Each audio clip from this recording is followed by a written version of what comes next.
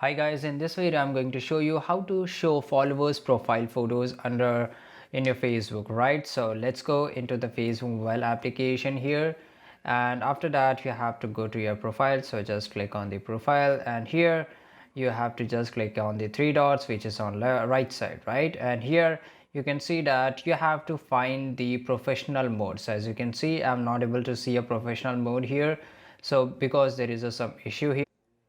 So if you can see the professional mode in your phone, you have to just open that professional mode, and after that you will see option of that is a follow, right? So you can just turn on the follower. So this is pretty easy guys. If you can't see the follow, if you can't see the professional mode, you have to report a problem. For that, just shake your phone. So if you shake your phone heavily, after that you will get this kind of notification. So click on the report a problem, and after that you have to include in report, and you have to describe that hello, I'm not able to get the professional mode, just add the professional mode as soon as possible. And after that you have to send it, right? So this is pretty easy guys. I hope you like this video. Make sure to subscribe channel and see you in the next video. Till the time, take care, goodbye.